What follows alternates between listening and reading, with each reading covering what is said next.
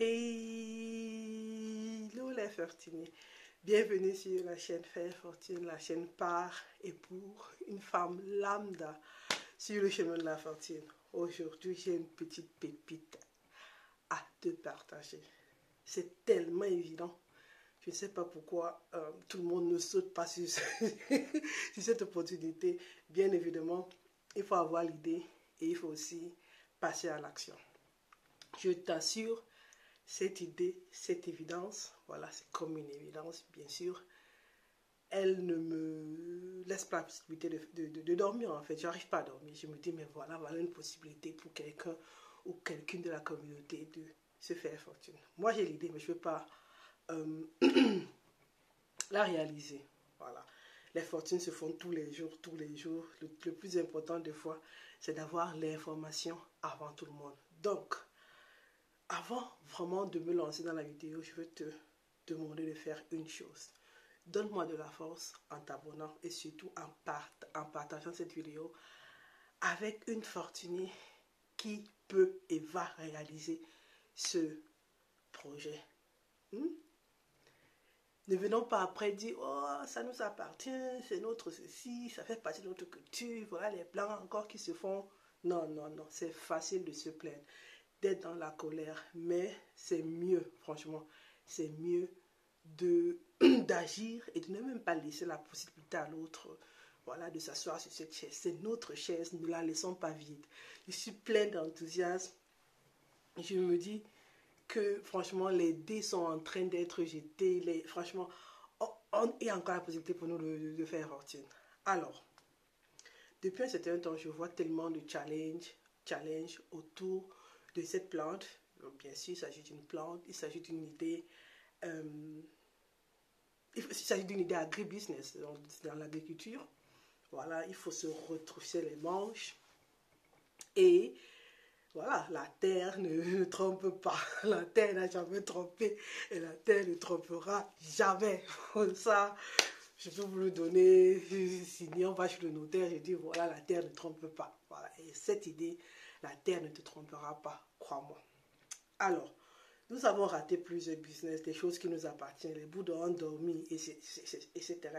Mais sur celle-ci, franchement, partagez cette vidéo ou partage cette vidéo, passe le message. Il faudra, parce qu'une seule personne, ça ne sert à rien d'avoir l'information de garder. On ne peut gagner qu'ensemble, non? Voilà, donc ensemble, on va aller loin. Donc c'est pour ça que je partage cette idée qui ne me laisse pas de repos.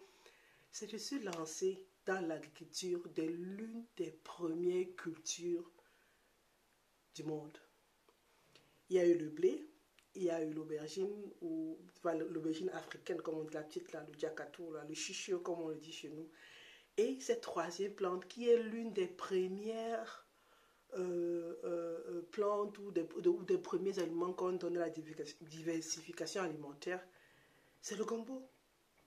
Bien évidemment,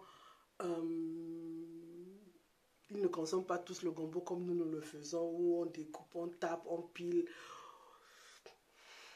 on rajoute de la potasse, on fait ceci, cela, voilà. Et puis, bon, le côté gluant du gombo, c'est vraiment pas ce qu'ils veulent, c'est plutôt le côté, ou plutôt le côté sain, healthy du gombo, puisqu'il a des propriétés où il agit sur la glycémie. Et qui connaît ce mot et sait ce que la glycémie, donc, comment on appelle cette hormone, moment. Bref, n'importe quelle personne qui s'intéresse à la santé sait qu'un taux, une glycémie fluctuante n'est pas du tout bien, même au niveau de l'équilibre de l'hormone. C'est franchement l'hormone du stockage, en fait, le gros ventre et tout ça là, et l'hypertension, c'est à sa part en fait d'une glycémie mal réglée. Alors, quand tu peux bien manger, surtout ce qui est glucose, farine, pain, et toujours maintenir ta glycémie à un niveau qui ne bousille pas tes hormones, et ben c'est le jackpot. C'est le jackpot. Et comme je disais tantôt, il ne se consomme pas toujours comme, voilà, nous, on a le gombo qui est franchement, c'est light. Hein. Bon, si vous commencez par l'avoine qui est un peu gluant, il y a tout un type AutoCare à Francfort qui fait en fait toute une cure de l'avoine et ça soigne pas mal de trucs, justement pour cette propriété euh, euh, qui tire. Donc,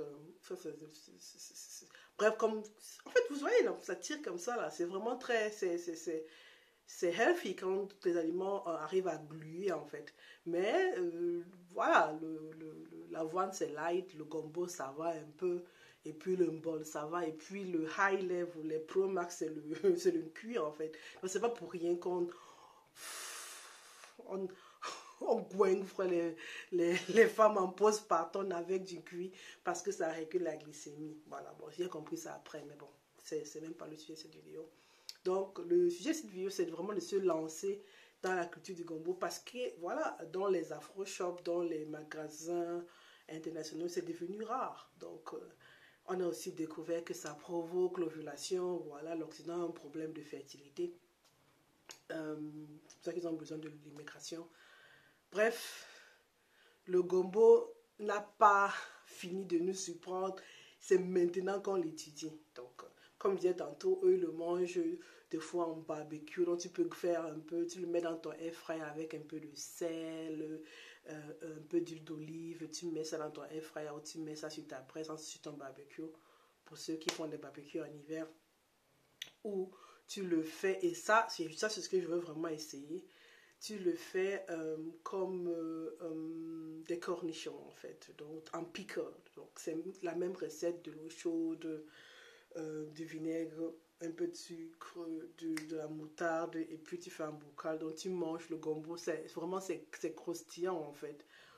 Ou tu le fais comme les Américains le font, le gumbo. Le gumbo pour eux c'est en fait une manière de manger des crustacés, mais pas vraiment.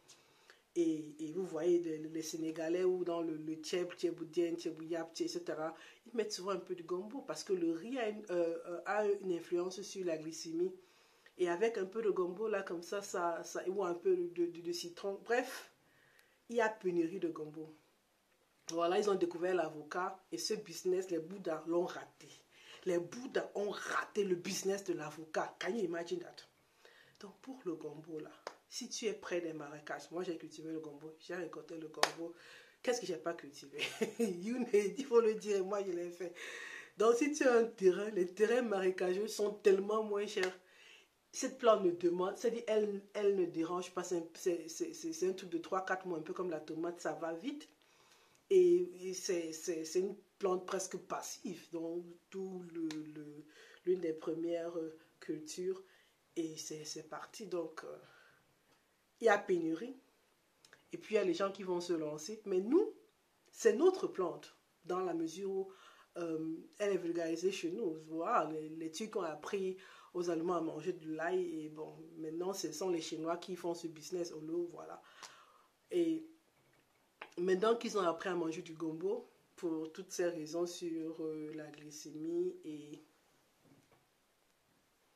ses effets sur l'insuline, l'insuline, l'hormone de stockage, l'hormone de tout. En fait, quand ton insuline ne fonctionne pas normalement, ton sommeil, ton poids, tes artères, bref, c'est mélangé, tout est mélangé là-dedans, quoi. Donc, lançons-nous, que chacun ait son petit pot de gombo là derrière sa petite cuisine déjà pour ne pas subir les inflations au niveau du prix, voilà. Et puis bon, les agri-businessiens là, les businesswomen là dehors, mettez 250 mètres carrés, juste le gombo. Et puis on voit où ça va nous mener parce que dans la Frosh Shop, il n'y a plus de gombo. Voilà, il n'y a plus de gombo. Déjà, on achète le piment à un prix pas possible. Mais il y a les alternatives. Mais pour le gombo, là, c'est maintenant qu'il est en train de se démocratiser. Donc, c'est maintenant que tu dois te lancer. C'est maintenant que nous, on doit saturer le marché avant qu'ils aient même une petite minime possibilité de prendre des places, de maîtriser la culture, de maîtriser la logistique, c'est-à-dire tout ce qui est, comment on appelle ça, Vertrieb en allemand, ben, tout ce qui est la vente en fait, donc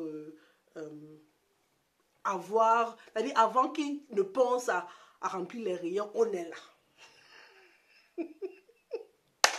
C'est ce, donne-moi de la force en t'abonnant, en likant, surtout en partageant. Parce que moi, là où je suis là, c'est l'hiver. Je n'ai pas de hameau, je n'ai pas je n'ai pas la possibilité de régler ce business, de gérer ce business pour l'instant. Et même si j'avais cette possibilité, j'allais toujours partager parce que il y a assez de place pour tout le monde. Sauf que voilà, on veut de black owned, African owned at this point. Et voilà quoi, donc nous on le connaît, le gombo séché et tout et tout et tout. Mais maintenant là, il est en train de se démocratiser. Je dis bien, tu peux même le transformer, comme je dis, en pickle, en cornichon. Bon, on va dire pas des cornichons de gombo, mais vous voyez là quoi. Donc le kimchi s'est démocratisé et les Coréens sont, c'est leur business. Quoi. Ils font des séminaires, dans les supermarchés, c'est parti. Donc maintenant que le gombo se démocratise, c'est notre gâteau. On va le partager avec les gens, mais la part du lion là, c'est nous qui devons l'avoir. Bye.